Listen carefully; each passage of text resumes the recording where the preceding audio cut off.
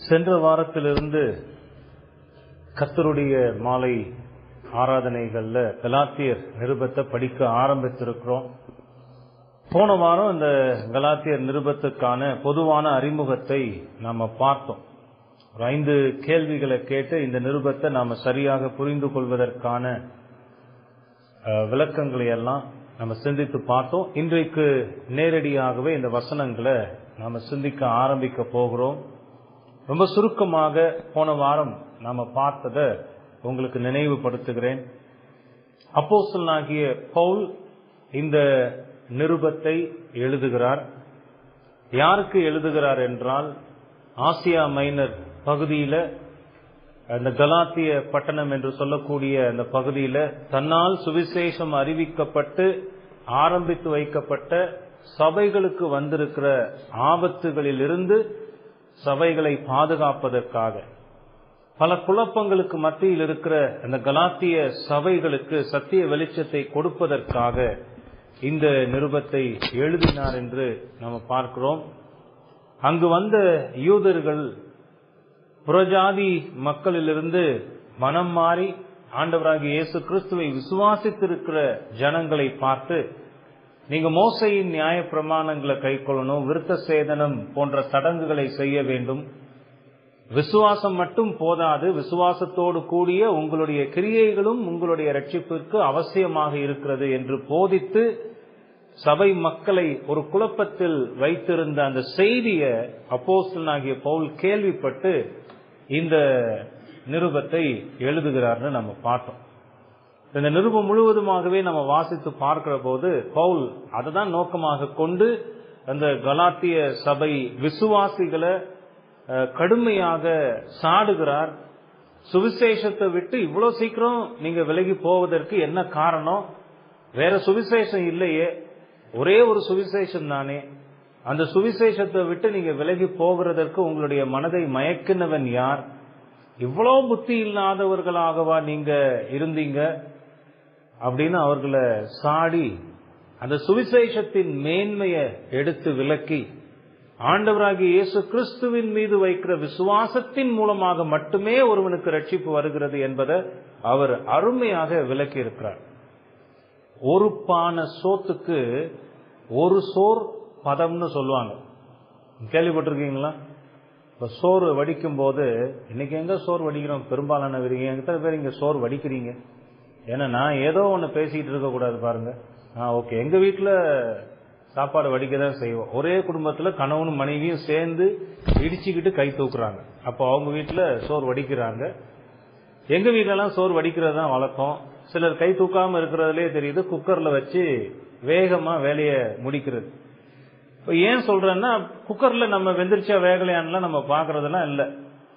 அளவுக்கு அரிசி, அளவுக்கு தண்ணி, அளவுக்கு நேரம் வச்சு விசில போட்டு விட்டாச்சுன்னா அவ்வளவு நேரத்துல திறந்து சோறு வெந்துரும், அவ்வளவுதான். ஆனா அந்த வேக வைக்கிறோம் பாத்தீங்களா, உலை வைக்கிறோம்ல, அப்போ அந்த அரிசி வெந்துருச்சா வேகலையான்னு பாக்குறதுக்கு அப்பப்ப என்ன செய்வோம்னா, ஒரு குறிப்பிட்ட நேரத்துக்கு பிறகு எடுத்து ஒரு சோறு பருக்கை எடுத்து நம்ம நசுக்கி பார்ப்போம். பார்ப்போமா இல்லையா? எதுக்கு பார்க்கிறோம்னா, அந்த ஒரு சோற்று பருக்கையை எடுத்து நசுக்கி பார்த்தா அது வெந்திருக்கா, எந்த அளவுக்கு வெந்திருக்கு, அதுவே அந்த பானையில் இருக்கக்கூடிய மற்ற அரிசிகளும் அந்த அளவுக்கு தான் வெந்திருக்குன்றத நமக்கு காட்டும். ஆகவேதான் அவங்க நம்ம முன்னோர்கள் சொல்லி வச்சிருக்கிறாங்க, ஒரு பானை சோற்றுக்கு ஒரு சோறு பதம். இப்ப ஏங்க இதை சொல்றீங்க திடீர்னு அப்படின்னு ஒருவேளை உங்களுக்கு ஒரு எண்ணம் வரலாம்.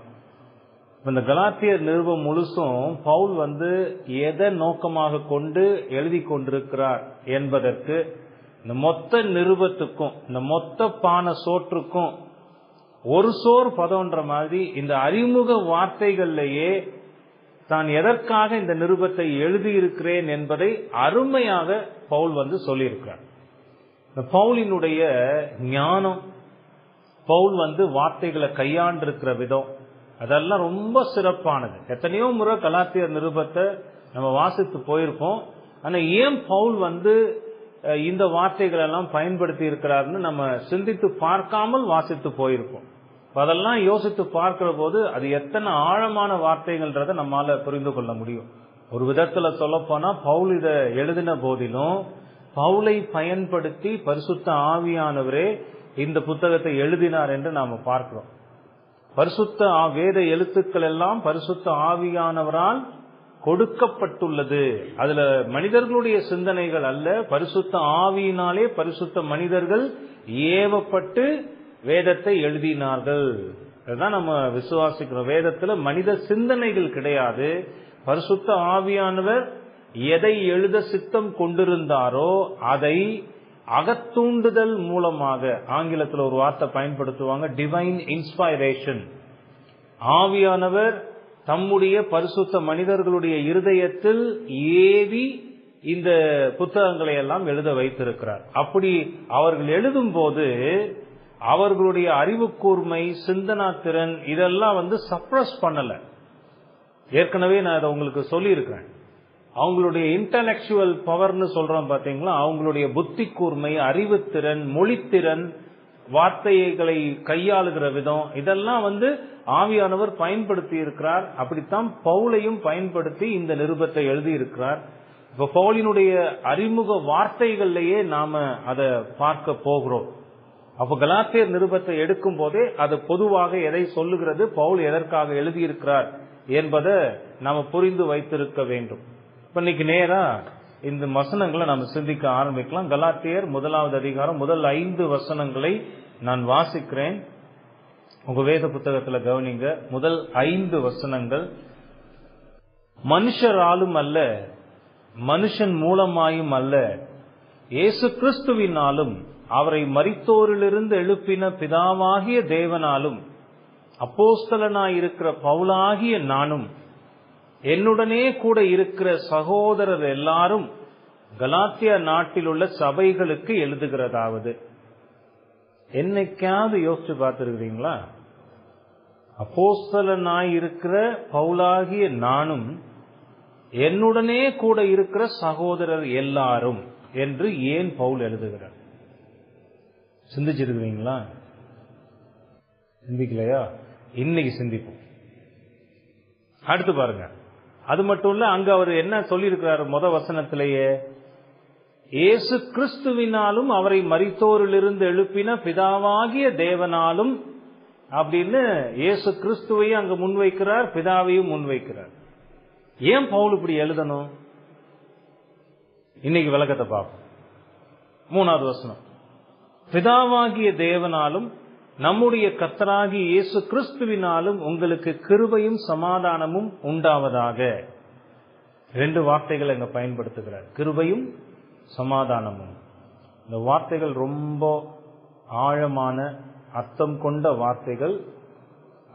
இந்த நிருபங்களை எழுதுகிற ஆசிரியர்கள் இந்த வார்த்தைகளை பயன்படுத்துகிறதற்கு ஒரு அருமையான காரணம் உண்டு. இன்னைக்கு வேத வார்த்தைக்குள்ள 1 பேதுரு ஆரம்பித்தோம். அந்த 1 பேதுருல பேதுருவும் சபைகளை வாழ்த்துகிற போது இதே வார்த்தைகளை கொண்டுதான் வாழ்த்துகிறார். இப்ப இந்த கிருபையும் சமாதானமும்னு ஏன் பயன்படுத்தணும்? வேற வார்த்தைகள் இருக்கு இல்லையா, அதை பயன்படுத்தி இருக்கலாம்ல. அதுக்கான அர்த்தத்தையும் நம்ம பார்க்க போகிறோம். 4வது வசனம். அவர் நம்ம இப்பொழுது இருக்கிற பொல்லாத பிரபஞ்சத்தில் நின்று விடுவிக்கும்படி நம்முடைய பிதாவாகிய தேவனுடைய சித்தத்தின்படியே நம்முடைய பாவங்களுக்காக தம்மைத்தாமே ஒப்பு கொடுத்தார். அவருக்கு என்றென்றைக்கும் உள்ள சதா காலங்களிலும் மகிமை உண்டாவதாக. ஆமேன். 5 வசனங்களை தான் இன்னைக்கு நாம பகுத்து சிந்திக்க போகிறோம். ஏற்கனவே சொன்ன மாதிரி ஒரு பான சோத்துக்கு ஒரு சோர் பதம். பவுல் இந்த நிருபம் முழுவதிலும் எழுதியிருக்கிற அந்த வார்த்தைகளுக்கு இந்த 5 வசனங்கள்ல சொல்லப்பட்டிருக்கிற வார்த்தைகள் அருமையான விளக்கங்களை, ஒரு நல்ல முன்னுரைன்னு சொல்றோம் பாத்தீங்களா, அந்த மாதிரி பவுலினுடைய இந்த வார்த்தைகள் இருக்கிறது. சோ இதுக்கு ரொம்ப எளிமையான தலைப்பையே கொடுத்திருக்கிறேன், பவுலின் அறிமுக வார்த்தைகள். இந்த நிருபத்துல அவர் அறிமுகப்படுத்தி இருக்கிற இந்த வார்த்தைகள் ரொம்ப அர்த்தம் மிக்கது. அதை நாம இன்னைக்கு பார்க்கலாம். சோ இந்த அறிமுக வார்த்தைகளை 3 காரியங்களை குறிப்பிட்டு பவுல் எழுதுகிறார். முதலாவது, தன்னுடைய அப்போஸ்தல பதவியை பற்றி இங்கு எழுதுகிறார். தன்னுடைய அப்போஸ்தல பதவியை குறிப்பிட்டு எழுதுகிறார் முதல் 2 வசனங்கள்ல. இரண்டாவது காரியம், சபைகளுக்கான வாழ்த்துதல்களை கூறுகிறார் 3வது வசனத்துல. மூன்றாவது காரியம், இயேசு கிறிஸ்துவின் சிலுவை மரணத்தின் அவசியத்தை வலியுறுத்தி அவரை உயர்த்துகிறார். அந்த நிருபம் முழுவதிலேயுமே இயேசு கிறிஸ்துவை அவர் உயர்த்தி கொண்டே இருக்கிறத நம்மால பார்க்க முடியும். இங்க அறிமுக வசனத்திலையும் அவர் அப்படிதான் செய்திருக்கிறார். ஆக அந்த 3 காரியங்களை தான் இந்த வசனங்கள்ல நாம பார்க்க போகிறோம். முதலாவது காரியம், முதலாவது குறிப்பு, தன்னுடைய அப்போஸ்தல பதவியை அவர் இங்கு முன்வைத்து அதை குறிப்பிட்டு எழுதுகிறார். முதல் 2 வசனங்களை பாருங்களேன். மனுஷராலும் அல்ல, மனுஷன் மூலமாயும் அல்ல, இயேசு கிறிஸ்துவினாலும் அவரை மரித்தோரிலிருந்து எழுப்பின பிதாவாகிய தேவனாலும் அப்போஸ்தலனாய் இருக்கிற பவுலாகிய நானும் என்னுடனே கூட இருக்கிற சகோதரர் எல்லாரும் கலாத்தியா நாட்டில் உள்ள சபைகளுக்கு எழுதுகிறதாவது. போன வாரமே இந்த யாருக்கு எழுதப்பட்டது என்பதை பற்றி நாம் விரிவாக பார்த்து விட்டோம். பவுலினுடைய இந்த ஆரம்ப வார்த்தைகள்ல யார் இந்த நிருபத்தை எழுதுவது, யாருக்காக எழுதப்பட்டது என்பதை தெளிவாக நம்மால் பார்க்க முடிகிறது. இந்த கலாத்திய மக்கள் அவர்களுக்கு இந்த நிருபத்தை எழுதும் போது பவுல் பயன்படுத்தி இருக்கிற இந்த வார்த்தைகள் நம்மை கவனிக்க வைக்கக்கூடியதாக இருக்கிறது. அங்க அவர் என்ன வார்த்தைகளை பயன்படுத்தி இருக்கிறார்னா, பவுலாகிய நானும் என்னோடு இருக்கிற சகோதரர்களும் என்று அவர் பொதுப்படையாக எழுதாமல் அப்போஸ்தலனாயிருக்கிற பவுலாகிய நானும் என்று தன்னுடைய அப்போஸ்தல பதவியை அங்கு குறிப்பிடுகிறதை நாம பார்க்கிறோம். என்னோடு இருக்கிற சகோதரர்களும் என்று பொதுவாகவே அவர் சொல்லுகிறார். யாரையும் பெயரை குறிப்பிட்டு அவர் சொல்லவில்லை. அதனால பவுல் யாரை சகோதரர்கள் என்று குறிப்பிடுகிறார் என்பது நமக்கு தெளிவாக தெரியாது. பவுலோடு இருந்த விசுவாசம் உள்ள சகோதரர்களை அவர் பொதுவாக குறிப்பிட்டு எழுதுகிறார்னு நம்ம பார்க்கிறோம். இருந்தாலும் பவுலின் வார்த்தைகள்ல கவனிக்க போகிற சில முக்கியமான குறிப்புகளும் உண்டு. அது என்னன்னா, பவுல் தன்னை அப்போஸ்தலன் என்று அடையாளப்படுத்துவது. ஒரு கேள்வி கேட்கணும், பவுல் ஏன் தன்னை அப்போஸ்தலன் என்று குறிப்பிட வேண்டும்? எப்பவுமே ஒரு காரியத்தை புரிந்து கொள்ளணும்னா ஒரு கேள்வி கேட்கணும். அதை புரிந்து கொள்வதற்கு இன்னும் தேவையான கேள்விகளை கேட்கணும். அப்போஸ்தலனா இருக்கிற பவுல் என்று எழுதுவதற்கு என்ன காரணம்? அதுக்கு சில முக்கியமான காரணங்கள் உண்டு. முதலாவது காரணம், கலாத்தியா நாட்டில் அப்பொழுது பரவி இருக்கிற ஒரு வதந்தியை போக்குவதற்காக. வதந்தி, இந்த வார்த்தை உங்களுக்கு தெரியுமா? வதந்தி, வதந்தினா உண்மைக்கு மாறான பேச்சுன்னு அர்த்தம். உண்மைக்கு எதிரானது, அது உண்மை அல்ல. ஒரு வதந்தி பரவிக்கிட்டு இருக்கிறத நான் கேள்விப்படுகிறேனே, என்னப்பா சொல்ற அப்படின்னு பொதுவா நம்ம கேட்போம் இல்லையா, கேள்விப்படுவோம்ல. அது மாதிரி வதந்தின்னா அது உண்மை அல்ல, உண்மைக்கு மாறான, உண்மைக்கு எதிரான ஒரு செய்தி. அப்போ கலாத்தியா சபைகளுக்கு மத்தியில பரவி இருந்த ஒரு வதந்தியை போக்குவதற்காக தன்னை அப்போஸ்தலன் என்று அவர் குறிப்பிட்டு எழுதுகிறத பார்க்கிறோம். இரண்டாவது, தன்னுடைய அப்போஸ்தல அதிகாரத்தை உறுதிப்படுத்துவதற்காக. இது ஒன்னொன்னுமே ரொம்ப முக்கியங்க. ஏன் அப்போஸ்தலன் என்று அவர் குறிப்பிட்டு எழுதுகிறார்னா, முதல்ல கலாத்திய சபைகள்ல காணப்பட்ட ஒரு வதந்தியை போக்குவதற்காக. இரண்டாவது, தன்னுடைய அப்போஸ்தல அதிகாரத்தை உறுதிப்படுத்துவதற்காக. மூன்றாவது, தன்னுடைய செய்தியின் உண்மைத்தன்மையை உறுதிப்படுத்துவதற்காக. தான் சொல்லுகிற இந்த செய்திகள் எல்லாம் உண்மைதான், சத்தியம்தான் என்கிற அந்த உண்மைத்தன்மையை உறுதிப்படுத்துவதற்காக தன்னை அப்போஸ்தலன் என்று அவர் குறிப்பிடுகிறார். ஒருவர் சொன்ன ஒரு செய்தியினுடைய உண்மைத்தன்மையை நிராகரிப்பதற்கு அந்த செய்தியை சொன்னவரின் அதிகாரத்தை நிராகரித்தால் போதும் என்று ஒரு வழக்கு சொல் உண்டு. இதை குறித்து நீங்க கேள்விப்பட்டிருக்கீங்களா? ஒரு செய்தியின் உண்மைத்தன்மையை நிராகரிப்பதற்கு, அந்த செய்தி உண்மை அல்ல என்கிறத சொல்லுவதற்கு அந்த செய்தியை சொன்னவரின் அதிகாரத்தை இல்லாமல் ஆக்குவது சிறந்தது. அந்த மனுஷனை பொய்ன்னு சொல்லிட்டோம்னா அந்த மனுஷன் சொன்ன வார்த்தைகளும் என்னவா தான் போயிடும், பொய்யா தான் போயிடும். அது மாதிரி தான் இங்க பவுலையும் கலாத்தியா சபைகள்ல பரவி இருந்த சில யூதர்கள் பொய்யர் என்று சொல்லிக் கொண்டிருந்தார்கள். அதாவது நம்ம ஏற்கனவே பார்த்த மாதிரி எருசலேமிலிருந்து வந்ததாக சொல்லிக் கொண்ட சில யூதர்கள் கலாத்திய நாட்டு சபைக்குள் ஊடுருவி பவுலின் அப்போஸ்தல அதிகாரத்தின் மீது சந்தேகங்களை ஏற்படுத்தி இருந்தனர். இத குறித்து கேள்விப்பட்ட உடனேதான் பவுல் தன்னுடைய அப்போஸ்தல அதிகாரத்தை அவர்களுக்கு உறுதிப்படுத்த வேண்டிய கட்டாயத்தில் இந்த வார்த்தைகளை பயன்படுத்தி எழுதுகிறத நாம பார்க்கிறோம். பவுலுடைய அப்போஸ்தல அதிகாரம் சந்தேகத்துக்குரியதாக இருக்குமானால் அவரிடத்திலிருந்து வந்த செய்தியும் சந்தேகத்துக்குரியதாக மாறிவிடும். இதத்தான் அப்போ அங்க வந்த யூதர்கள் எதிர்பார்த்தார்கள். பவுலை அப்போஸ்தலன் இல்லை, அப்போஸ்தல அதிகாரம் கொண்டவன் இல்லை என்பதை உறுதிப்படுத்திவிட்டால் பவுலின் வார்த்தைகள் பொய் என்று போய்விடும். பவுல் உறுதியாக சொல்லி இருக்கிறார், விசுவாசத்தினால் மட்டுமே ரட்சிப்பு வருகிறதுன்னு சுவிசேஷத்தை பிரசங்கித்து சபைகளை நாட்டி இருக்கிறார். ஆனா இங்க வந்திருக்கிற யூதர்கள் என்ன சொல்லுகிறாங்க? விசுவாசம் மட்டும் போதாது, கிரியைகளும் அவசியமாக இருக்கிறது. மோசையின் நியாயப்பிரமாணத்தை கை கொள்ள வேண்டும், சடங்குகளை செய்ய வேண்டும். இப்ப இவங்களுடைய டார்கெட் என்னன்னா, பவுலினுடைய அப்போஸ்தல அதிகாரம் அது இல்லாமல் ஆக்கிவிட்டால் பவுல் சொன்ன வார்த்தைகள் எல்லாம் பொய் என்று ஆகிவிடும். ஆகவே அவர்கள் பவுலின் அப்போஸ்தல அதிகாரத்தின் மீது சந்தேகத்தை கிளப்பி இருக்கிறார்கள். அந்த வதந்தியிலிருந்து அந்த வதந்தியை போக்குவதற்காகவே தன்னை அப்போஸ்தலன் என்று அவர் இங்கு உறுதிப்படுத்தி எழுத வேண்டிய கட்டாயத்தில் எழுதுகிறார்னு பார்க்கிறோம். அவர் தன்னுடைய அப்போஸ்தல பதவியை எப்படி பெற்றுக்கொண்டார் என்று சொல்லுவதிலேயே இந்த நிருபத்தை அவர் ஆரம்பிக்கிறார். இதிலிருந்து அவருடைய மதிப்புக்கு எந்த அளவுக்கு குறைபாடு சபைகள்ல வந்திருக்குன்றத கொஞ்சம் சிந்திச்சு பாருங்க.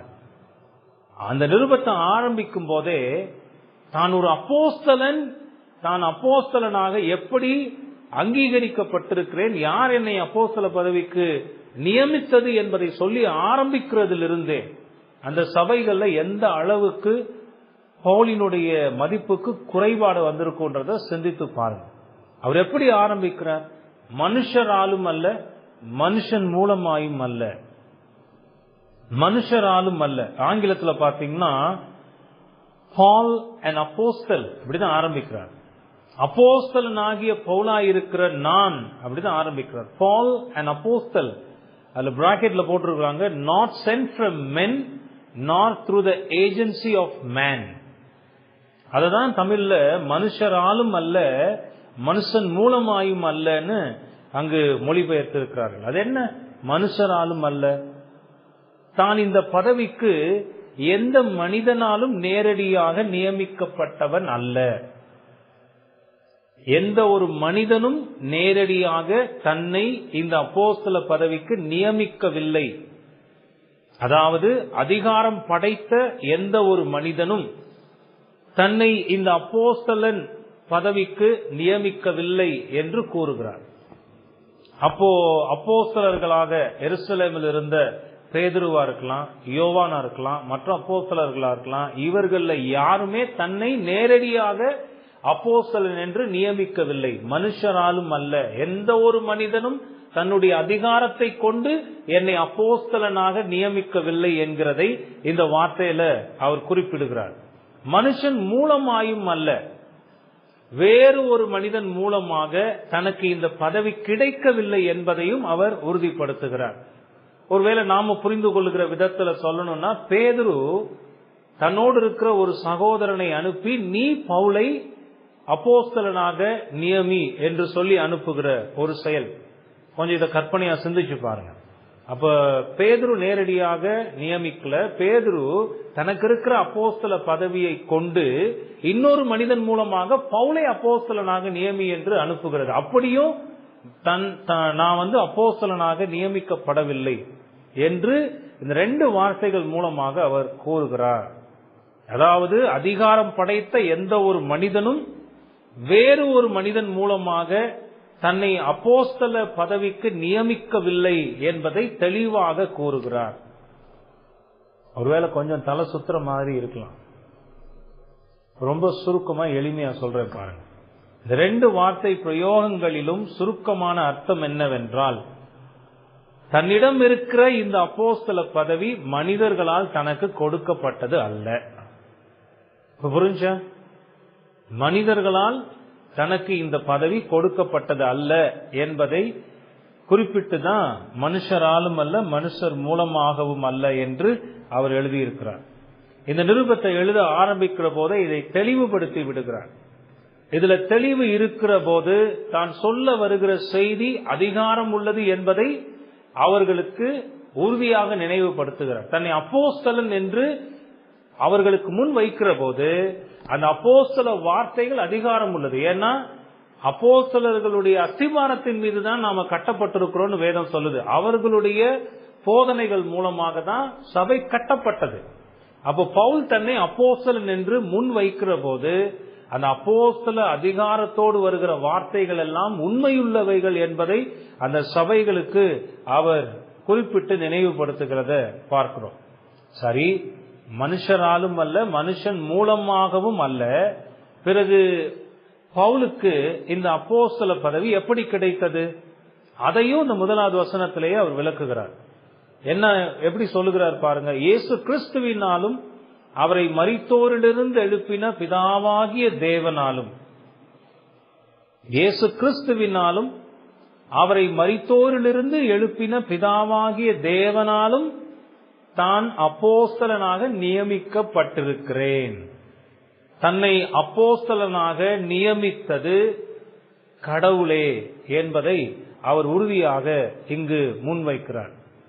தன்னுடைய அப்போஸ்தல பதவிக்கு இங்கு அவர் 2 சாட்சிகளை முன்வைக்கிறார். பாருங்க பவுலினுடைய அந்த ஆர்கியூமெண்ட் எப்படி போகுது பாருங்க. தான் அப்போஸ்தலனாக இருப்பது மனிதர்களால் வந்ததல்ல, அது கடவுளால் வந்தது. தன்னை அப்போஸ்தலனாக நியமித்தது யார் என்பதை சொல்லுகிற போது 2 சாட்சிகளை முன்வைக்கிறார். அந்த 2 சாட்சிகளும் சாதாரணமான சாட்சிகள் அல்ல. வானத்தையும் பூமியையும் சமுத்திரத்தையும் அவைகளில் உள்ள எல்லாவற்றையும் படைத்த தேவன், அவர்தான் எல்லா அதிகாரங்களுக்கும் காரணமானவர். ரோமருக்கு எழுதின நிருபத்தை வாசிச்சு பாருங்க. எல்லா அதிகாரங்களும் தேவனால் உண்டாயிருக்கிறது, அவராலே அன்றி எந்த அதிகாரமும் உண்டாகவில்லை. அந்த திரித்துவ தேவனால் நான் அப்போஸ்தலன் என்று அழைப்பிக்கப்பட்டு நியமிக்கப்பட்டிருக்கிறேன் என்று அவர் கடவுளையே தன்னுடைய அப்போஸ்தல பதவிக்கு சாட்சியாக அவர் வைக்கிறார். இது ரொம்ப முக்கியமானது. இங்க பவுல் 2 சாட்சிகளை முன்வைக்கிறார். ஏன் அப்படின்னா, எந்த ஒரு விஷயமும் உண்மை என்பதை நிரூபிப்பதற்கு 2-3 சாட்சிகள் அவசியம் என்று வேதம் சொல்லுகிறது. அந்த அணுகுமுறைய பவுல் இங்கு கையாளுகிறத பார்க்கிறோம்.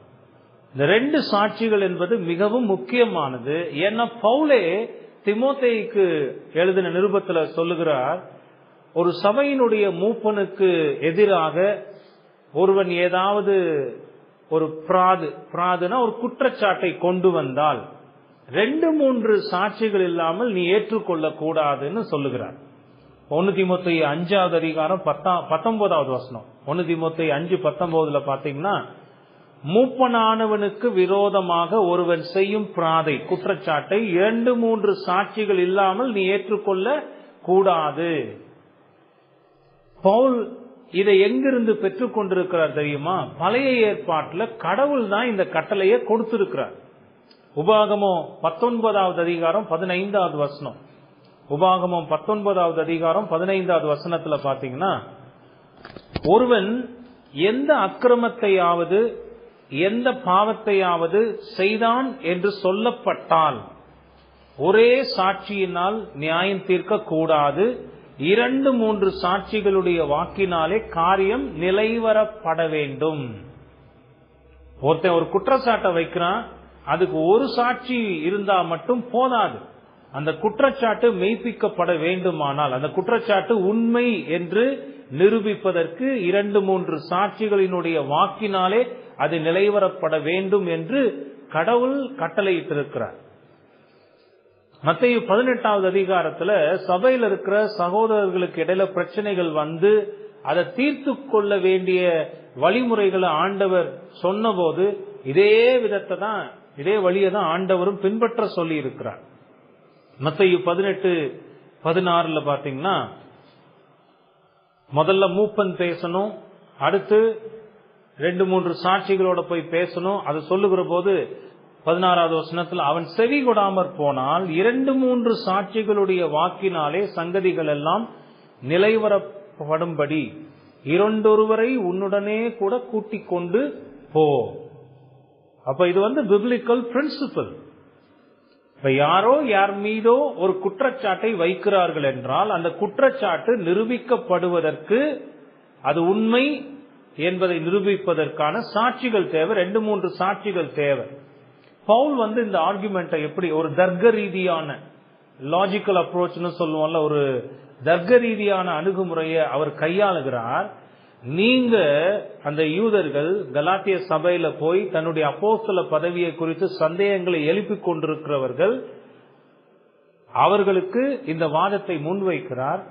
எந்த ஒரு மனிதனும் என்னை அப்போஸ்தலன் என்று நியமிக்கவில்லை, இயேசு கிறிஸ்துவும் பிதாவாகிய தேவனும் என்னை இந்த அப்போஸ்தல பதவிக்கு வைத்திருக்கிறார்கள்னு இந்த 2 சாட்சிகளை அவர் கொண்டு வைக்கிறத பார்க்கிறோம். சோ இப்படிதான் பிப்ளிக்கல் பிரின்சிபல், வேத கொள்கைகள் இருக்கிறது. இதை நினைவில் கொண்டுதான் பவுல் தன்னுடைய அப்போஸ்தல பதவிக்கு இந்த 2 சாட்சிகளை முன்வைக்கிறார். இந்த 2 பேர் மூலமாகவே தனக்கு அப்போஸ்தல பதவி கிடைத்திருக்கிறது என்பதையும் அவர் உறுதிப்படுத்துகிறார். குமாரனாகிய இயேசு கிறிஸ்து, மற்றொருவர் பிதாவாகிய தேவன். இந்த கலாத்திய சபையில பவுலை பற்றிய வதந்தியை எப்படி கிளப்பி இருந்தார்கள் என்றால், கவனிங்க, இப்படிதான் ஒரு வதந்தியை பரப்பி இருக்கிறாங்க. இந்த பவுல் இயேசு கிறிஸ்துவை பார்க்கவும் இல்லை, அவரோடு சேர்ந்து ஊழியம் செய்யவும் இல்லை, அவர் மரித்ததற்கும் உயிரோடு எழுந்ததற்கும் சாட்சியாக இருக்கவும் இல்லை. பிறகு இவன் எப்படி தன்னை அப்போஸ்தலன் என்று அழைத்துக் கொள்ளலாம்? அப்போஸ்தல அதிகாரத்தோடு போதனைகளை கொடுக்கலாம். இப்படித்தான் சபைகளுக்கு மத்தியில வதந்தியை கிளப்பி அப்போஸ்தல பதவிக்கு எதிரான சந்தேகத்தை கிளப்பி இருந்தார்கள். இந்த சந்தேகங்களுக்கு பதிலளிக்கும் விதமாகவே பவுல் குமாரனாகிய இயேசு கிறிஸ்துவையும் பிதாவாகிய தேவனையும் முன்வைத்து தன்னுடைய அப்போஸ்தல பதவியை அவர் உறுதிப்படுத்துகிறார். இன்னும் சிறப்பா பாத்தீங்கன்னா, இப்ப இங்க ஆரம்ப வசனத்துல இயேசு கிறிஸ்துவையும் பிதாவையும் முன்வைத்து விட்டார்ல, இதுக்கு பிறகு இதே அதிகாரம் 1வது அதிகாரம் 11 2வது அதிகாரம் 21வது வசனம் வரைக்கும் இதே காரியத்தை மறுபடியுமாக தெளிவாக விளக்கி இருக்கிறார், தன்னுடைய அப்போஸ்தல பதவியை உறுதிப்படுத்த. அதை குறித்து நாம அந்த பகுதிகளுக்கான விளக்கத்தை பார்க்கும்போது சிந்திக்கலாம். பவுல் எவ்வாறு இந்த அப்போஸ்தல பதவிக்கு அழைக்கப்பட்டு நியமிக்கப்பட்டார் என்பதை நாம் போன வாரமே பார்த்திருக்கிறோம். பவுலை பற்றிய குறிப்புகளை கவனித்த போது சவுலாக இருந்த மனிதன் எப்படி பவுலாக மாறினான் என்பதற்கான விளக்கத்தை அப்போஸ்தலர் 9வது அதிகாரத்தில் நம்மால் பார்க்க முடிகிறது. இதையும் நாம போன வாரம் பார்த்தோம்.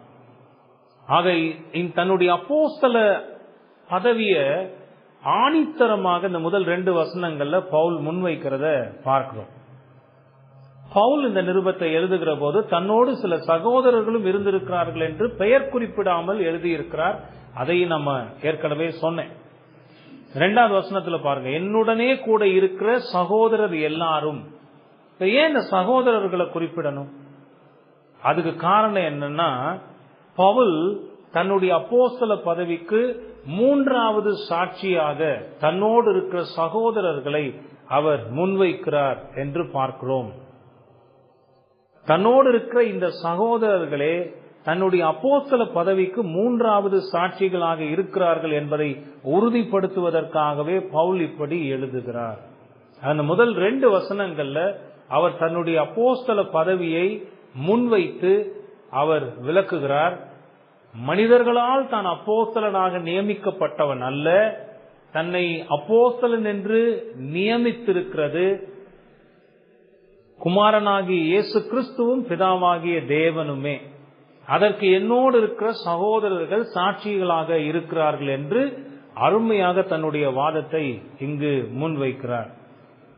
நீங்களா எவ்வளவு அருமையா தன்னுடைய வாதத்தை இங்கு முன்வைக்கிறார் பாருங்க. இதனாலதான் நாம பவுல மிகவும் புத்தி கூர்மை மிக்கவர் என்று கூறுகிறோம். வார்த்தைகள்ல அளப்பல் இல்லாம புலம்பல் இல்லாம, ஒரு குழப்பத்தோட காரியங்களை சொல்லாம, தெளிவாக அழகாக இந்த வார்த்தைகளை பயன்படுத்தி தான் சொல்ல வருகிற விஷயத்தை அவர் சொல்லி இருக்கிறத நம்ம பார்க்கிறோம். ஆக அந்த முதல் 2 வசனங்கள்ல பவுல் தன்னுடைய அப்போஸ்தல பதவியை முன்வைத்து அதை உறுதிப்படுத்தக்கூடிய செயலில் ஈடுபட்டிருக்கிறார். ஏன் இதை செய்யணும்? ஏற்கனவே நான் சொன்ன மாதிரி, அப்போஸ்தலன் இல்லை என்பது நிரூபிக்கப்பட்டு விட்டால் அவன் சொன்ன வார்த்தைகள் உண்மையில்லை என்பது நிரூபணமாகிவிடும். ஆகவே பவுல் அதில் ரொம்ப கருத்தோடு இருந்து, தான் ஒரு அப்போஸ்தலன், தேவனால் அழைக்கப்பட்டவன், என்னோடு கூட இருக்கிற சகோதரர்கள் அதற்கு சாட்சிகளாக இருக்கிறார்கள் என்று அவர் உறுதியாக இங்கு எழுதுகிறத பார்க்கிறோம். உங்களுக்கு புரியுதாங்க இப்ப இந்த 2 வசனத்துல? இதுவரைக்கும் இந்த மாதிரியான ஒரு சிந்தனை இந்த நிருபத்தை வாசிக்கும் போது உங்களுக்கு இருந்திருக்கா? நாம எப்பவுமே வாசித்து, ஓகே பவுல் அப்போஸ்தலன் தானே, தன்னை அப்போஸ்தலன் அங்க சொல்லி இருக்கிறாரு, அவ்வளவுதானேன்னு போயிருவோம். ஆனா அதுக்கு பின்னாடி இருக்கக்கூடிய வரலாற்று பின்னணி, என்ன நோக்கத்தோடு தன்னுடைய அப்போஸ்தல பதவியை இங்கு உறுதிப்படுத்தி எழுதுகிறார் என்பதற்கான பின்னணி காரியத்தை ஆராய்ந்து பார்க்கிற போது அப்பதான் இதெல்லாம் நமக்கு புரியுது. ஆக இந்த 2 வசனங்களை தன்னுடைய அப்போஸ்தல பதவியை உறுதிப்படுத்தும் காரியத்தை சொல்லி ஆரம்பிக்கிறார். இப்ப இது ஃபார்ம் ஆயிருச்சுன்னா, நான் அப்போஸ்தலன் என்பது உறுதியாகிவிட்டால், அங்க வந்திருக்கிற சகோதரர்கள் அப்போஸ்தலர்கள் அல்ல, அவங்க எருசலேம்ல இருக்கிற அப்போஸ்தலர்கள் மூலமாக அனுப்பப்பட்டவர்கள்னு சொல்லி வந்திருக்கிறான். அவங்களுக்கு அப்போஸ்தல அதிகாரம் கிடையாது. ஆனா பவுல் தன்னை அப்போஸ்தலன் என்று அங்கு முன்வைக்கிற போது தானே அதிகாரம் மிக்கவன், அவர்கள் அல்ல என்பதை அவர்களுக்கு நினைவுபடுத்துகிறார். சரி, 2வது முதல் காரியத்தை பார்த்துட்டோம். பவுலினுடைய அறிமுக வார்த்தைகள்ல பவுல் முதலாவது தன்னை அப்போஸ்தலன் என்பதை உறுதிப்படுத்தி எழுதுகிறத பார்க்கிறோம். 2வது காரியம், அவர் சபைகளுக்கு வாழ்த்துதல்களை கூறுகிறார். 3வது வசனத்துல அந்த வாழ்த்துதல்களை எழுதுகிறார். பிதாவாகிய தேவனாலும் நம்முடைய கர்த்தராகிய இயேசு கிறிஸ்துவினாலும் உங்களுக்கு கிருபையும் சமாதானமும் உண்டாவதாக. இந்த குமாரனாகிய இயேசு கிறிஸ்துவையும் பிதாவாகிய தேவனையும் இந்த 5 வசனங்கள்ல 3 முறை அவர் பயன்படுத்தி இருக்கிறத நம்ம பார்க்கிறோம். இப்படி தேவனிடத்திலிருந்து வருகிற கிருபையினாலும் சமாதானத்தினாலும் நீங்கள் ஆசீர்வதிக்கப்பட்டவர்களாக இருங்கள் என்று அவர் வாழ்த்துதல் சொல்லுகிறார். அதுல அவர் பயன்படுத்தி இருக்கிற வார்த்தைகளை நாம ரொம்ப கவனிக்கணும். நான் ஏற்கனவே ஆரம்பத்துல சுருக்கமா சொன்ன மாதிரி கிருபையும் சமாதானமும் என்கிற வார்த்தையை இங்க பவுலும் பயன்படுத்தி இருக்கிறார். பேதுருவும் தன்னுடைய முதல் நிருபத்துல இதே வார்த்தையை பயன்படுத்தி கிருபையும் சமாதானமும் உண்டாவதாக எழுதியிருக்கிறார். இந்த வார்த்தைகளை நம்ம ரொம்ப கவனிக்கணும். கிரேஸ் அண்ட் பீஸ், கிருபையும் சமாதானமும். இதில் ஒன்று ஆதாரம், மற்றொன்று ஆசீர்வாதம். 2 கிருபை என்பது ஆதாரம், சமாதானம் என்பது ஆசீர்வாதம். நீங்க ஞாபகத்தில் வச்சுக்கோங்க. கிருபை என்பது எதற்கு ஆதாரம்? ரட்சிப்பிற்கான ஆதாரம் கிருபை. பவுல் அங்க அந்த வார்த்தையில கொண்டு காயின் பண்றாரு பாருங்க, சத்தியத்தை எவ்வளவு அழகா கொண்டு வர்றாரு பாருங்க. கிருபைனா கிரேஸ், அதுதான் ஆதாரம். நீங்க ரட்சிக்கப்படுவதற்கு எந்த ஒரு மனிதனும் தேவனுடைய கிருபை இல்லாமல் ரட்சிக்கப்படுவதில்லை. ரட்சிக்கப்பட்டிருக்கிற எந்த ஒரு மனிதனும் தேவனுடைய கிருபையினாலேயே ரட்சிக்கப்பட்டிருக்கிறான். கிரேஸ் அண்ட் பீஸ், சமாதானம். இந்த சமாதானம்ங்கிறது ஆசீர்வாதம். ரட்சிப்பின் ஆதாரம் கிருபை மட்டுமே. அந்த ரட்சிப்பினால் கிடைக்கிற ஆசீர்வாதம் சமாதானம். உங்களுக்கு புரியுதா ஏன் பவுல் அந்த வார்த்தைகளை பயன்படுத்தி இருக்கிறார்னு? பவுல் மற்ற வார்த்தைகளை சொல்லி இந்த கலாத்திய சபைகளை வாழ்த்தாமல் கிருபையும் சமாதானமும் உங்களுக்கு உண்டாயிருக்கட்டும் என்று குறிப்பிட்டே பயன்படுத்தி இருக்கிறார். இந்த கடிதம் முழுவதிலும் தான் எதை பற்றி எழுத போகிறேன் என்பதை இந்த 2 வார்த்தைகள்ல அவர் சுருக்கமாக தெரிவிக்கிறார். அங்கிருந்த சபைகள்ல அப்போது இருந்த பிரச்சனை என்னன்னா, ரட்சிப்பு கிருபையினால் மட்டுமா அல்லது மனிதர்கள் செய்கிற சடங்குகளில் தங்கி இருக்கிறதா? இதுதான் ஒரு பிரச்சனை, இதுதான் ஒரு குழப்பம். அங்க வந்தவர்கள் இப்படிதான் குழப்பி வைத்திருக்கிறார்கள். அப்போ இந்த பவுல் பயன்படுத்தி இருக்கிற இந்த வார்த்தை இருக்கு பாத்தீங்களா, கிருபை என்கிற அந்த வார்த்தை, அந்த வார்த்தையின் மூலமாக அந்த குழப்பத்திற்கான பதிலை அவர் கொடுக்கிறார். ஒரு மனிதன் ரட்சிக்கப்படுவதற்கு கிருபை மட்டுமே போதுமானது என்பதை சுட்டிக்காட்டுவதற்காக இந்த வார்த்தையை பயன்படுத்தி இருக்கிறார்னு பார்க்கிறோம். இந்த கிருபை, கிரேஸ், அந்த வார்த்தைக்கு என்ன அர்த்தம்னா, டிக்ஷனரியில பாத்தீங்கன்னா God's unmerited favor, a free and spontaneous gift of God's love and blessing that is not earned or deserved. தமிழ்ல சொல்லணும்னா, தகுதியற்றவர்களுக்கு கடவுளின் அன்பின் நிமித்தமாக வருகிற இலவசமான மற்றும் சுய விருப்பமான அருள் அல்லது ஈவு. இதுல ஒவ்வொரு வார்த்தையுமே தியோலஜிக்கலி இம்பார்ட்டன்ட்னு சொல்லுவாங்க, இறையியல் பூர்வமாக ரொம்ப முக்கியத்துவம் வாய்ந்தது. கிருபை என்பது தகுதியில்லாத மக்களுக்கு கிடைக்கிற கடவுளின் ஈவு. ஈவுன்னு சொல்லும் போது கூட அது என்னமோ கொஞ்சம் ரொம்ப கொஞ்சம் பெருசா இருக்குன்னு நினைப்போம். ஆனா அது சரியா புரிஞ்சுக்கணும்னா அதுக்கு பேர் பிச்சை. பிச்சை. ஆனா நாம அந்த பிச்சைங்கிற வார்த்தையை ஏத்துக்கவே முடியாது. அந்த பிச்சைங்கிற வார்த்தை நம்ம காதுல வந்த உடனேயே நம்ம இருதயம் அந்த பவுன்ஸ் பண்ணி விட்டுரும் அந்த வார்த்தையை. நோ நோ நோ, பிச்சை எல்லாம் பயன்படுது. ஈவு தான் நல்லா இருக்கு, அழகான வார்த்தையா இருக்கு, 2 எழுத்துக்கள் இருக்கு. பிச்சைன்னா 3 எழுத்துல இருக்கு, அது பெரிய வார்த்தையா இருக்கு, வேண்டாம் அப்படின்னு பவுன்ஸ் பண்ணி விடுது இதயம். உண்மையிலேயே அந்த பிச்சை என்கிற வார்த்தையை ஏற்றுக்கொள்ளுகிற மனது கூட இல்லை.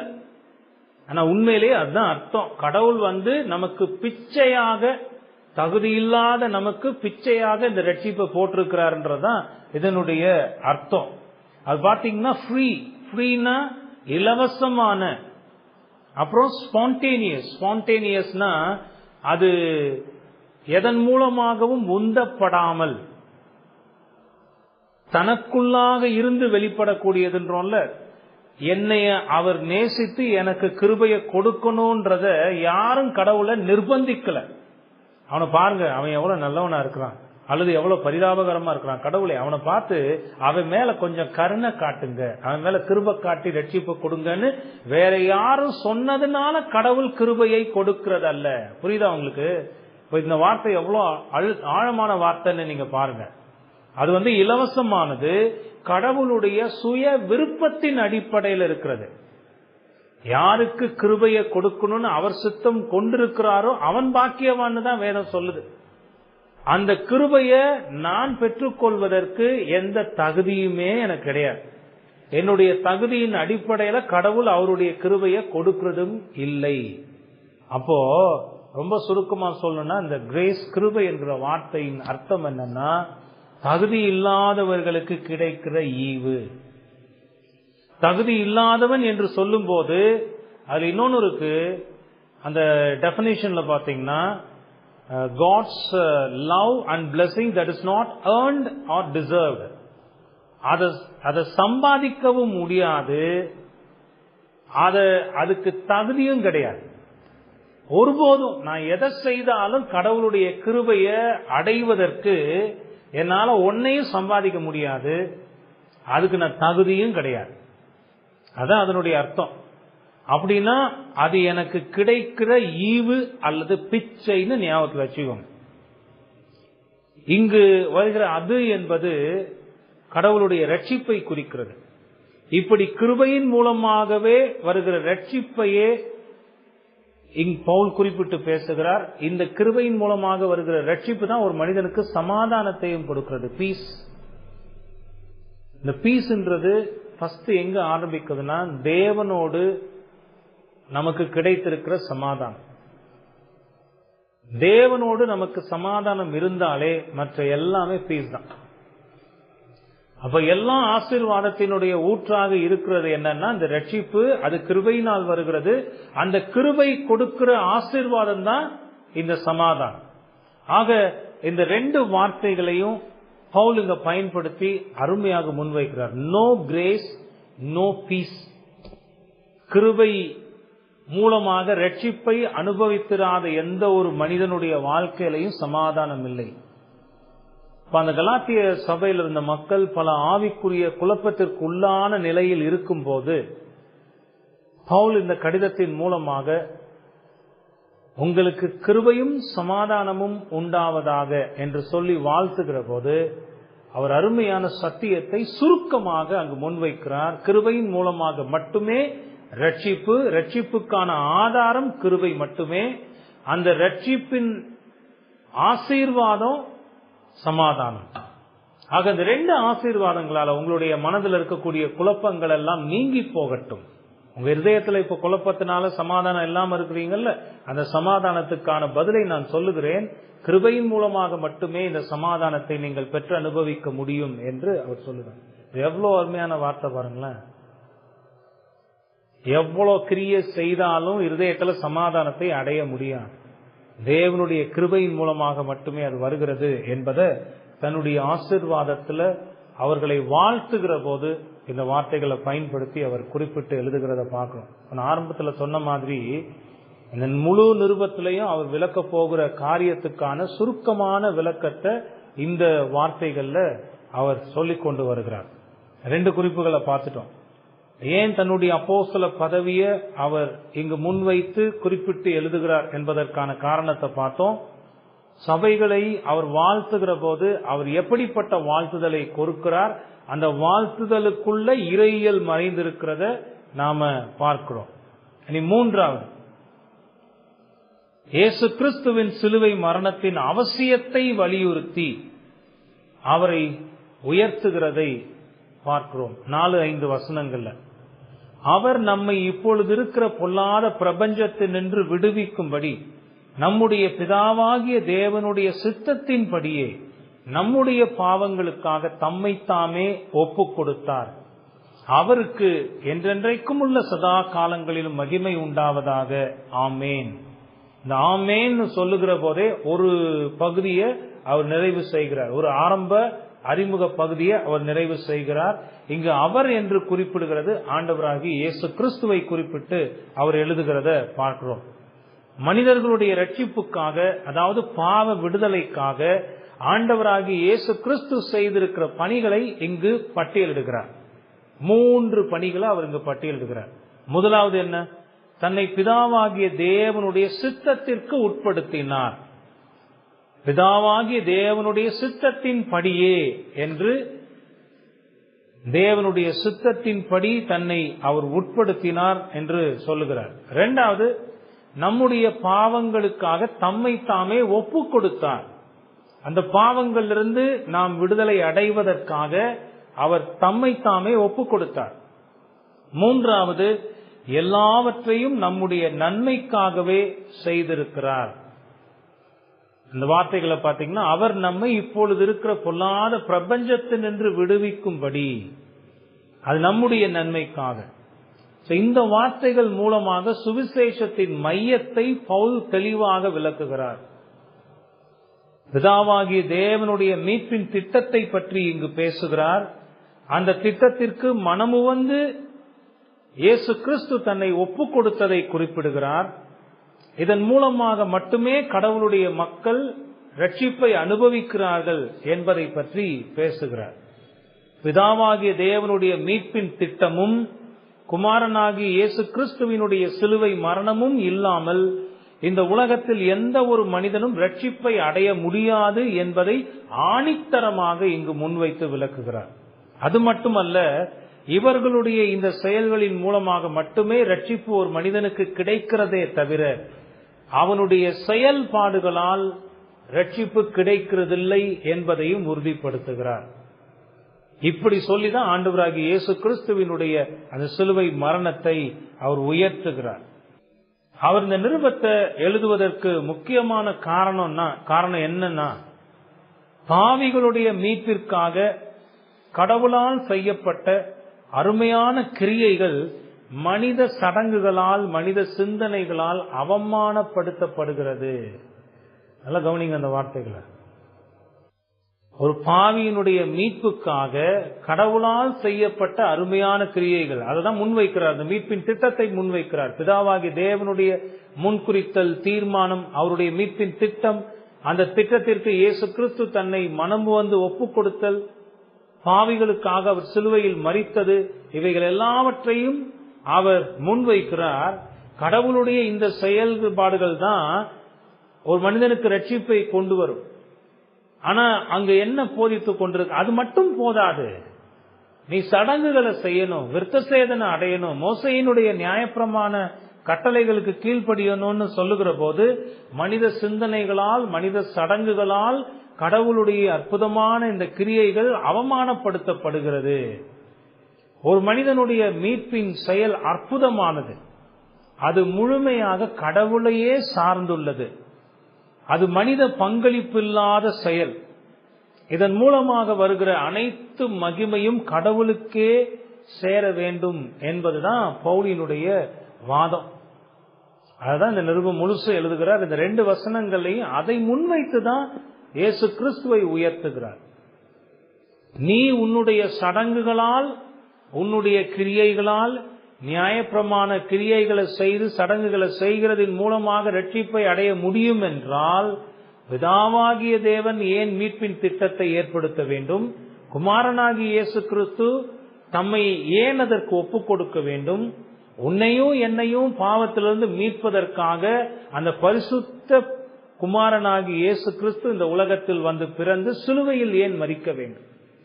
இத்தனை அற்புதமான கிரியைகளையும் கடவுள் ஏன் செய்ய வேண்டும்? உன்னால் கிரியைகளை செய்து ரட்சிப்பை சம்பாதிக்க முடியும் என்றால், அதுதான் பவுலினுடைய அந்த வாதம். பவுலுடைய அந்த அறிமுக வார்த்தைகள் பாவியான மனிதனுடைய ரட்சிப்பை பற்றிய 4 உண்மைகளை நமக்கு தெளிவாக விளக்குகிறது. முதலாவது, பிதாவாகிய தேவனுடைய மீட்பின் திட்டம். இரண்டாவது, பாவிகளுக்கான இயேசு கிறிஸ்துவின் மரணம். மூன்றாவது, இந்த செய்தியை மனிதர்களுக்கு கொண்டு சேர்க்க கடவுளால் பயன்படுத்தப்படும் அப்போஸ்தலர்கள். அவருடைய திட்டத்தையும் குமாரனாகிய இயேசு கிறிஸ்து செய்து முடித்ததையும் பாவியான மனிதனுக்கு அறிவிக்கிற பணியை செய்கிறவர்கள் தான் இந்த அப்போஸ்தலர்கள், இந்த சத்தியத்தை உறுதிப்படுத்துகிறவர்கள். நாலாவது, இயேசு கிறிஸ்துவில் விசுவாசம் வைக்கிறவர்களுக்கு கிடைக்க போகிற கிருபை மற்றும் சமாதானம். இப்படித்தான் பாவியான ஒரு மனிதனுக்கு ரட்சிப்பு கிடைக்கிறது. அது முழுமையாக கடவுளில் தங்கி இருக்கிறது. அது எந்தவித மனித செயல்பாடுகளிலேயும் சடங்குகளிலேயும் மோசை நியாயப்பிரமாணத்தை கை கொள்கிறதெல்லாம் தங்கி இல்லை என்பதை பவுல் தெளிவாக இங்கு விளக்கி இருக்கிறார். தன்னுடைய வாதத்தை எவ்வளவு அழகா ஆரம்பித்திருக்கிறார்னு பாருங்க. 5 வசனங்கள்ல தன்னுடைய அறிமுக வார்த்தைகளிலேயே பவுல் இவைகளை எல்லாம் உறுதியாக எழுதியிருக்கிறார். தன்னை அப்போஸ்தலன் என்று அவர்களுக்கு முன்பாக நிறுத்தி இருக்கிறார். தன்னுடைய அதிகாரத்தை உறுதிப்படுத்தி இருக்கிறார். தான் சொல்ல போகிற செய்திகள் சத்தியமானவைகள், அதிகாரம் உள்ளது என்பதை உறுதிப்படுத்தி இருக்கிறார். அந்த சபைகளை வாழ்த்துகிற போது கிருபையும் சமாதானமும் என்று சொல்லுகிற போது கிருபையினால் மட்டுமே ரட்சிப்பு வருகிறது, அந்த ரட்சிப்பினால் மட்டுமே சமாதானம் வருகிறது என்பதை அவர் விளக்குகிறார். பாவிகளான மனிதர்களுக்கு ரட்சிப்பு எப்படி வருகிறது? அது கடவுளுடைய செயல் மட்டுமே என்று சொல்லி, அது இயேசு கிறிஸ்துவினுடைய சிலுவை மரணத்தினால் மட்டுமே வருகிறது. ரட்சிப்பு கிரியையினால் வருகிறது, உண்மைதான். ஆனா மனித கிரியைகளினால் அல்ல, இயேசு கிறிஸ்துவின் சிலுவை மரண கிரியையின் மூலமாக வருகிறது. அதை விசுவாசிக்கிற போதுதான் அந்த ரட்சிப்பு கிடைக்கிறது என்பதை சொல்லி இயேசு கிறிஸ்துவினுடைய மரணத்தை அங்கு உயர்த்தி இருக்கிறத நாம பார்க்கணும். இதுதான் இந்த 5 வசனங்கள்ல பவுல் சொல்லி இருக்கிற காரியங்கள். இதுல இருந்து நம்ம என்ன படிக்கிறோம்? சில முக்கியமான பாடங்களையும் நம்ம படிக்கிறோம். முதலாவது, பாவிகளுக்கான மீட்பு முழுவதுமாக கடவுளின் செயல்களிலேயே தங்கி இருக்கிறது. இந்த நிருபத்தை இன்னும் நாம ஃபுல்லா படிக்கும் போது அந்த திரித்துவ தேவன் இந்த ரட்சிப்பின் பணிகளில் எப்படி செயல்பட்டிருக்கிறார்கள் என்பதை அருமையாக அவர் விளக்கி இருக்கிறார். இப்போ இந்த கேட்ட செய்தியிலேயே பிதாவாகிய தேவனுடைய மீட்பின் திட்டம், இயேசு கிறிஸ்துவின் சிலுவை மரணம், பரிசுத்த ஆவியானவர் மூலமாக இந்த செய்தி கொண்டு போகப்படுகிறது. இப்போ இயேசு கிறிஸ்து இந்த உலகத்திலிருந்து பரலோகத்துக்கு போவதற்கு முன்பதாக நீங்கள் பூமியின் கடைசி பரியந்தம் எனக்கு சாட்சிகளாக இருப்பீர்கள். எப்படிப்பட்ட சாட்சிகளாக இருப்பீர்கள்? அந்த சாட்சிகளாக இருப்பதற்கான பலன் எப்படி கிடைக்கிறது? பரிசுத்த ஆவியானவர் உங்களில் வருவார். அப்போஸ்தலர்ல சபை ஆரம்பிக்கப்படுகிற போது நாம பார்க்கிறோம், பரிசுத்த ஆவியானவருடைய வல்லமையான செயல்பாட்டையும் பரிசுத்த ஆவியானவருடைய வல்லமையான சாட்சியிடுதலையும் பார்க்கிறோம். அங்கு பேதுரு எழுந்து பிரசங்கித்தார். உண்மையிலேயே அந்த பேதுருவினுடைய வார்த்தையின் மூலமாக வல்லமையாக கிரியை செய்தது யாருன்னா பரிசுத்த ஆவியான கடவுள். பரிசுத்த ஆவியான கடவுளுடைய செயல்பாடு இல்லாமல் எந்த ஒரு மனிதனும் சுவிசேஷத்தை விசுவாசிக்க முடியாது. சுவிசேஷத்தின் நன்மையாகிய ரட்சிப்பை அனுபவிக்கவும் முடியாது. அப்ப ஒரு பாவியான மனிதனுடைய ரட்சிப்பு முழுமையாக கடவுளிலேயே தங்கி இருக்கிறது என்பதை ஆரம்பத்திலேயே பவுல் இங்கு உறுதியாக முன்வைக்கிறார். உண்மையிலேயே இது நமக்கு ரொம்ப சந்தோஷத்தை கொடுக்கணும். என்ன சந்தோஷத்தை கொடுக்கணும்? இன்னைக்கு அந்த கலாத்திய சபை மக்களை வஞ்சித்து புரட்டி வதந்திகளை கொண்டு வந்தது போல நாம வாழ்கிற இந்த உலகத்துல எத்தனையோ போதனைகள் காணப்படுகிறது. அந்த போதனைகள் எல்லாம் ரட்சிப்பு விசுவாசத்தினால் மட்டுமல்ல, உன்னுடைய கிரியைகளிலேயும் தங்கி இருக்கிறது. எத்தனை போலி பிரசங்கங்களை நாம கேட்கிறோம். ஆண்டவர் உன்னை ரட்சிப்பினால் ஆசீர்வதிக்க வேண்டுமானால் உன்னுடைய பொருள்களை கொண்டு ஆண்டவரை தாங்கு. ஆண்டவரை எப்படிங்க தாங்க முடியும்? உங்ககிட்ட இருக்கிற பொருள்களை கொடுத்து, ரோமன் கத்தோலிக்க மதத்தினுடைய ஒரு போலி போதனை அது இன்னைக்கு சாதாரணமாக சுற்றி திரிகிறத பார்க்கிறோம்.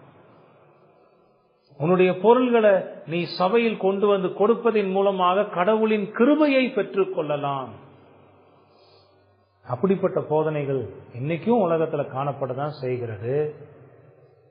நீ உன்னுடைய ரட்சிப்பை இழந்து போவாய். அந்த போதனை காணப்படுதா இல்லையா? எதனால உன்னுடைய ரட்சிப்பை நீ இழந்து போவாய்?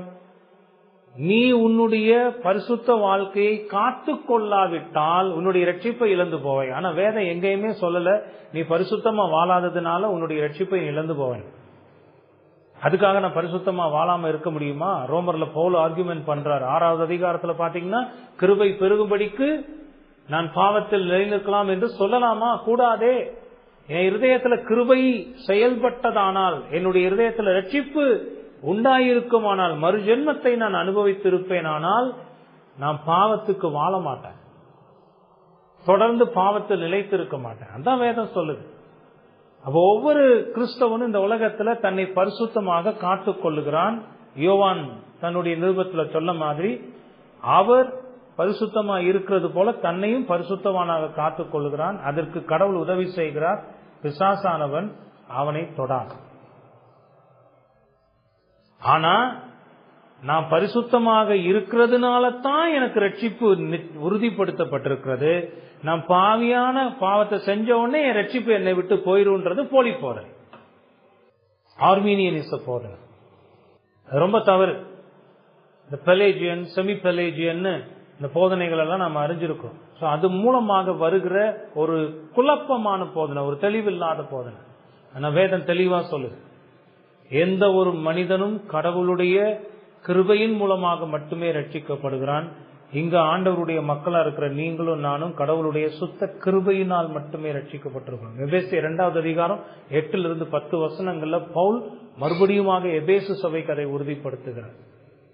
எவனும் பெருமை பாராட்டாதபடிக்கு இது கிரியையினால் உண்டானதல்ல, இது தேவனுடைய கிருபையினால் வந்த ஈவு. நீங்களும் நானும் இன்னைக்கு ரட்சிப்பை அனுபவித்திருக்கிறோம்னா அது தேவனுடைய சுத்த கிருபை. அந்த கிருபைக்கு அர்த்தம் பார்த்தோமா இல்லையா? அது தகுதி இல்லாதவர்களுக்கு கடவுள் போட்ட பிச்சை. அது இலவசமானது. அது கடவுளுடைய சுய விருப்பத்தின் அடிப்படையிலானது. பவுல் இதுதாங்க சுவிசேஷம். இதான் சுவிசேஷம்.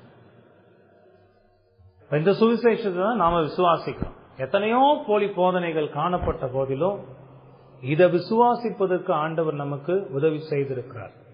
அதே நேரத்தில் இன்னொன்னையும் நாம புரிந்து கொள்ளணும். கிருபையினால ஆண்டவர் எனக்கு ரட்சிப்பை கொடுத்திருக்கிறதுனால, இலவசமாக அது எனக்கு கிடைச்சிருக்கிறதுனால, என்னுடைய தகுதியின் அடிப்படையில இல்லாம கடவுளுடைய சுய விருப்பத்தின் அடிப்படையில அவருடைய அன்பினால கிடைத்திருக்கிறதுனால நான் எப்படியும் இந்த உலகத்துல வாழலாம்னு நினைக்கிறது தவறு. ஒரு கிறிஸ்தவன் அப்படி நினைக்க மாட்டான். அவன் தன்னை வேதத்தின்படி காத்துக் கொள்வான். இதுதான் உண்மையான மறுபிறப்பு இருதயத்தில் இருக்குன்றதுக்கான சாட்சி. உங்களுக்கு புரியுதா? இதெல்லாம் பவுலினுடைய இந்த வார்த்தைகள் நமக்கு கற்றுக் கொடுக்கிறது. இரண்டாவது, எபேசியர்ல பவுல் சொல்லுகிறது போல அப்போஸ்தலர்கள் என்கிற அஸ்திபாரத்தின் மீது நாம் கட்டப்பட்டு வருகிறோம். நாம் அப்போஸ்தல போதனையில் நிலை நிற்கிறோம். ஆண்டவர் பேதுருவை பார்த்து, நீ பேதுருவாய் இருக்கிறாய், உன் மீது என் சபையை கட்டுவேன்.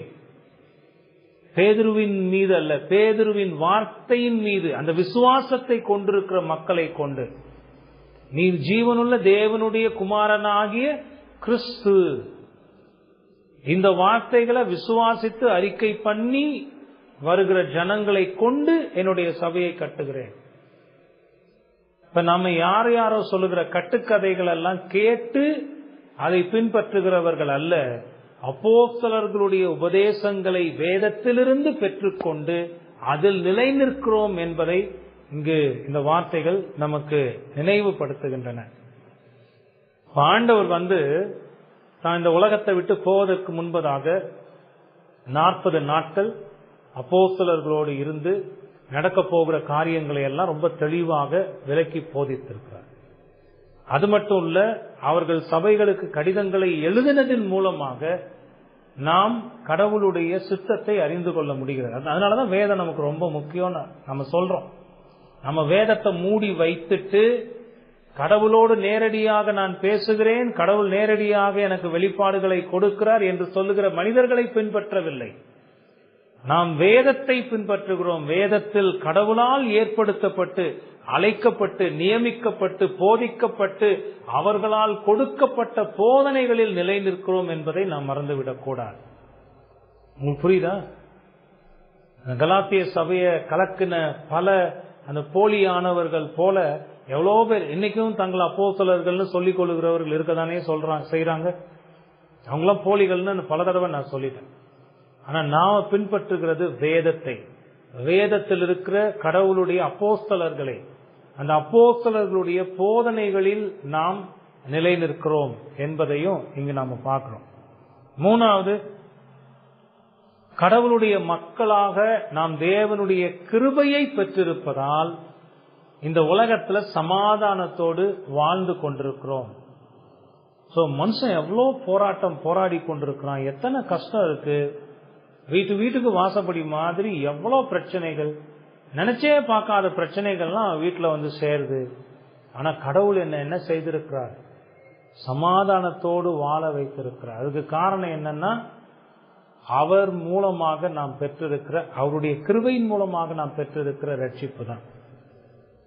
இந்த செய்தியில் அதை குறித்து விளக்கமா பார்த்தோம். அந்த கிருபையின் ரட்சிப்பு என்னுடைய வாழ்க்கையில சமாதானத்தை, முதலாவது கடவுளோடு எனக்கு சமாதானத்தை கொண்டு வந்திருக்கிறார். இந்த உலகத்துல தேவையில்லாத விஷயங்கள்ல கவலைப்பட்டு வேதனைப்பட்டு சிக்குண்டு நான் துன்பப்படாதபடிக்கு இந்த தேவ சமாதானம் என்னுடைய இருதயத்தை ஆளுகிறது. அதனாலதான் நிருபங்களை முடிக்கிற போது அப்போஸ்தலர்கள் எழுதியிருக்கிறாங்க, உங்கள் இருதயங்களை தேவ சமாதானம் ஆளக்கடவுது. அப்ப நமக்கு அந்த சமாதானம் கிடைத்திருப்பதற்கான காரணம் தேவனுடைய சுத்த கிருபையே என்று நாம பார்க்கிறோம்.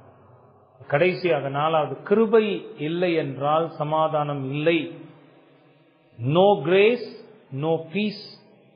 ஒருவேளை இந்த வார்த்தைகளை கேட்டுக்கொண்டிருக்கிற உங்களை யாராவது இன்னமும் தேவனுடைய ரட்சிப்பின் கிருபைகளை அடையாதவர்களாக இருந்தா, இப்பொழுதே உங்க பாவத்திலிருந்து மனம் திரும்பி ஆண்டவராகிய இயேசு கிறிஸ்துவின் சிலுவை மரணத்தை விசுவாசியுங்கள். பார்த்தோமா இல்லையா? பவுல் ஒரு மனிதனுக்கு ரட்சிப்பு அவனுடைய கிரியைகளினால் அல்ல, இயேசு கிறிஸ்துவின் சிலுவை மரணத்தில் அவன் வைக்கிற விசுவாசத்தின் மூலமாக வருகிறது.